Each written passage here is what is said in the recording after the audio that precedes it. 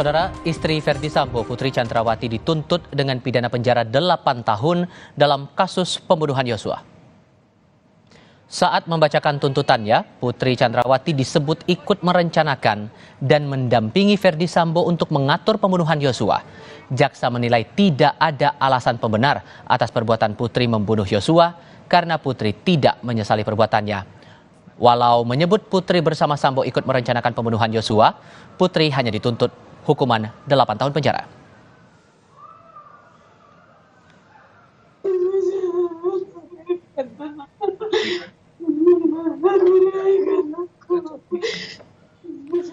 Keluarga Yosua tidak terima atas tuntutan yang disampaikan jaksa penuntut umum kepada Putri Chandrawati karena dinilai tidak adil.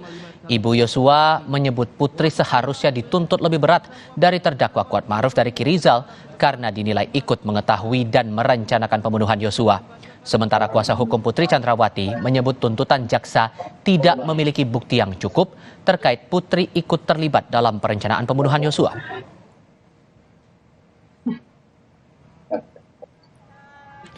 Di lain pihak, jaksa penuntut umum menuntut Richard Eliezer 12 tahun penjara atas kasus pembunuhan berencana Yosua Huta Barat.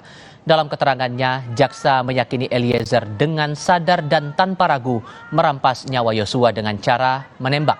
Sementara hal yang meringankan adalah Eliezer sebagai saksi pelaku yang bekerja sama dan menyesali perbuatannya.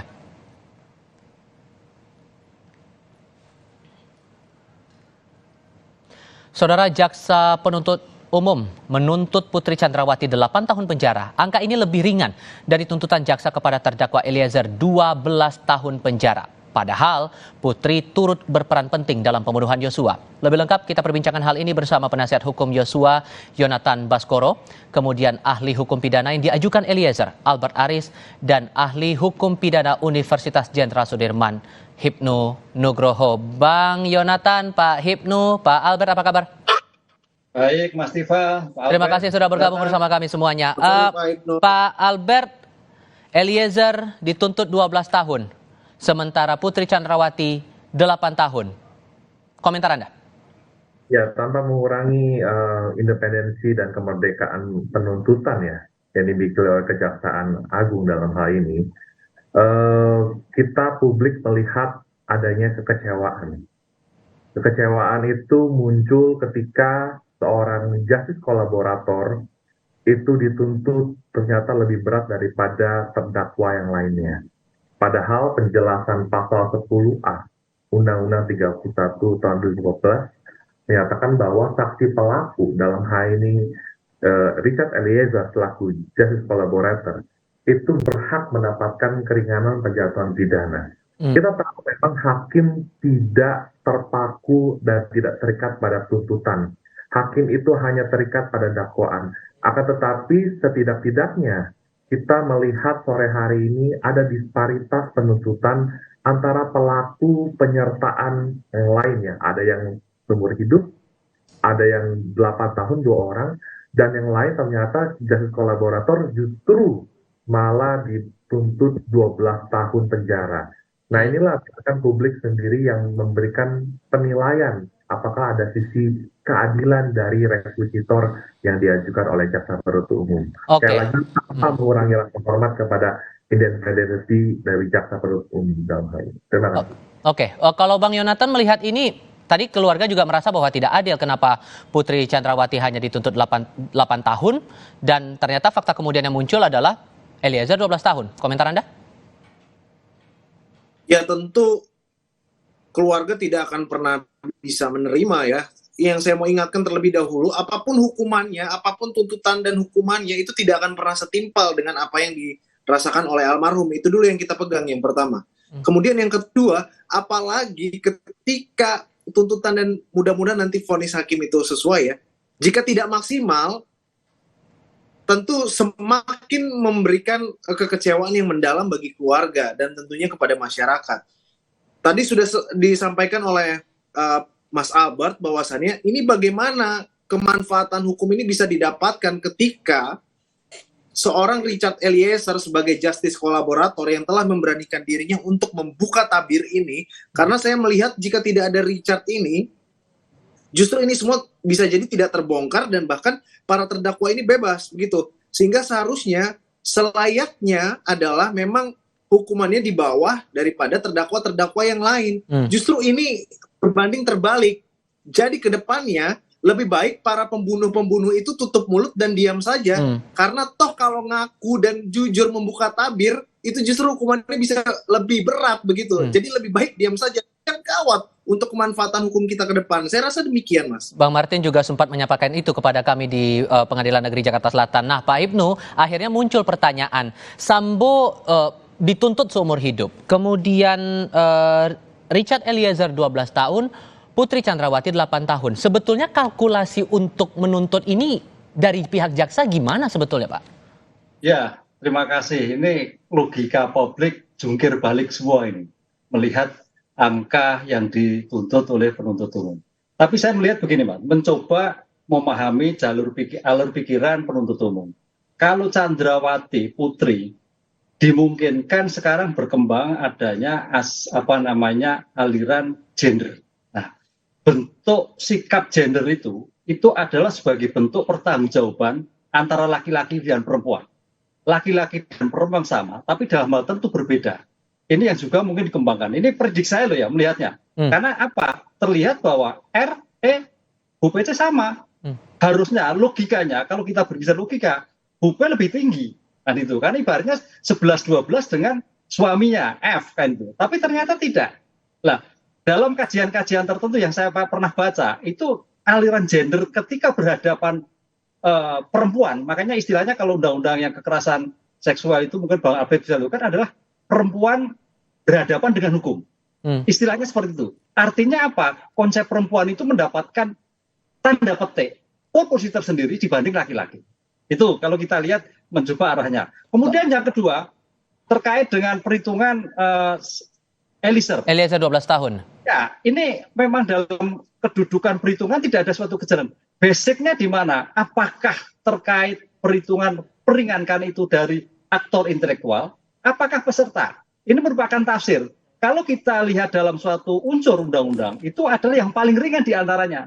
Nah, saya melihatnya seperti ini, karena Eliezer itu sebagai eksekutor adalah berarti justice collaborator memberikan, tapi sebagai dari ujungnya sebagai aktor intelektual. Itu yang akan memberatkan posisinya sekalipun posisi dia juga sebagai justice kolaborator, begitu Pak? Betul, makanya berpatokannya adalah dari seumur hidup menjadi 12 tahun. Itu mencoba membaca alur pemikiran dari penuntut umum saya seperti itu. Jadi bukan dari pesertanya, tapi dari FS sebagai seumur hidup sehingga menjadi 12 tahun. Karena sama-sama menembak. Begitu. Nah, Pak Albert, akhirnya kan posisi Eliezer sebagai eksekutor ini jadi pemberat. Akhirnya kan muncul pertanyaan di publik, sia-sia dong kalau begitu dengan statusnya sebagai justice kolaborator. Iya, jadi begini Mas Tifa, kita perlu membedakan konteks justice collaborator dalam konteks dia sebagai saksi pelaku dengan kapasitas terjadinya participation of crime atau penyertaan. Memang dalam perkara ini ada beberapa bentuk penyertaan yang mungkin saja bisa terjadi, yaitu turut serta atau menyuruh lakukan. Tetapi sependek yang saya ketahui, ahli-ahli yang diajukan oleh penuntut umum pada umumnya secara teoritis menyatakan bahwa orang yang disuruh lakukan tersebut adalah merupakan alat yang tidak dapat dimintakan pertanggungjawaban karena tidak ada kesalahan di dalamnya. Kalau kita bicara bentuk pelaku turut serta yang lain, berarti ada manipulation di sini. Nah, manipulation kan memang kita nggak hanya bisa melihat dari sisi meeting of mind-nya. Meeting of mind itu sesuatu yang abstrak. Bagaimana bisa melihat sesuatu pertemuan pikiran di antara mereka yang memiliki niat jahat atau komitmen tadi.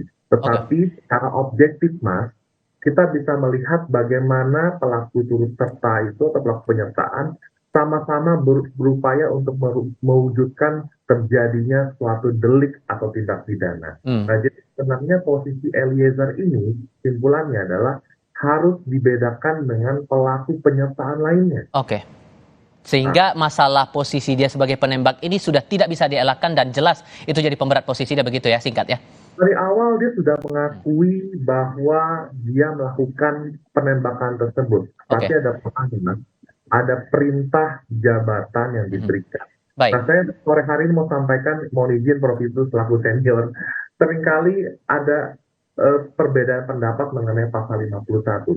Saya bisa maklumi itu. Tetapi kalau kita lihat dari bahasa aslinya, amplop bevel itu adalah berkaitan dengan perintah jabatan yang diberikan oleh seorang pejabat yang berwenang. Oke.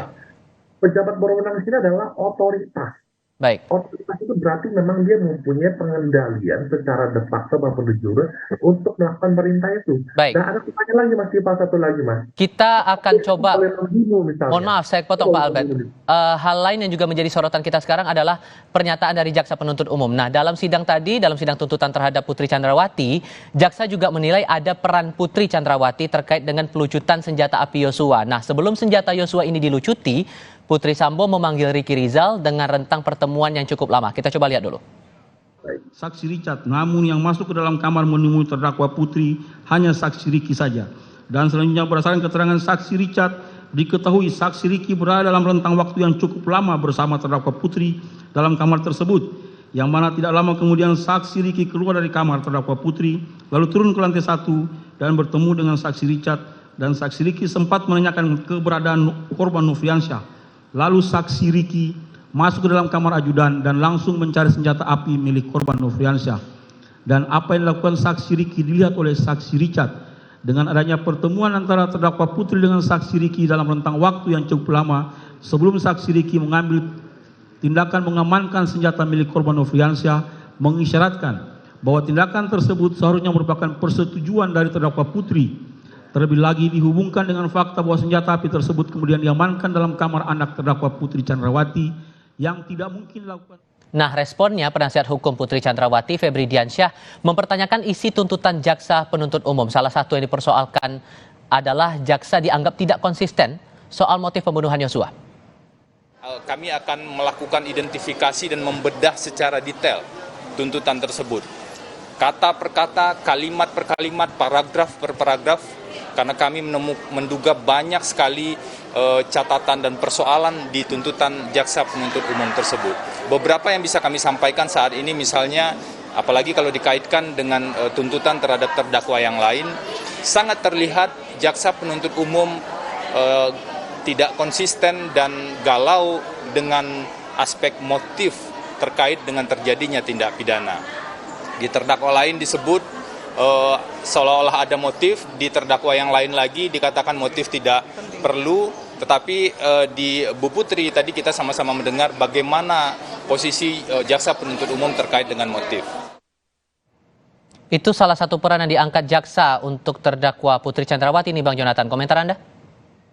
Kalau saya masih konsisten sampai sekarang, motif itu nggak penting. Jadi yang saya soroti adalah ketika Jaksa Penuntut Umum menyampaikan uraiannya berdasarkan kepada dakwaannya sebelum masuk ke kesimpulan meskipun sudah disampaikan ya, adalah menyatakan sudah terbukti secara sah dan meyakinkan, entah itu turut serta uraian keterlibatannya yang mulai dari Magelang melucuti senjata, mempermulus atau mempermudah terjadinya eksekusi terhadap Yosua, terhadap kronologis yang disampaikan, di mana sah dan meyakinkan terbukti 340-nya. Mengapa saya bisa bertanya seperti itu? Karena jika sudah terbukti, kenapa ketika membacakan tuntutan hukuman itu jauh sekali dari 340? Inilah yang jadi pertanyaan besar. Kemudian yang sebagaimana peranan masing-masing terdakwa itu sudah sangat jelas. Bahkan saya mendukung apa yang disampaikan oleh jaksa itu tidak perlu dikomentari karena sudah begitu detail, cermat begitu ya.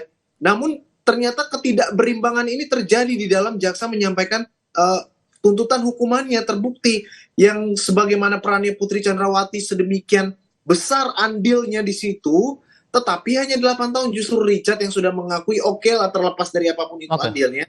Namun tadi sudah dijelaskan oleh Mas Aris bahwasannya memang konteks justice kolaborator di sini adalah yang berbeda begitu. Sehingga harusnya dilihat dari perspektif yang lain.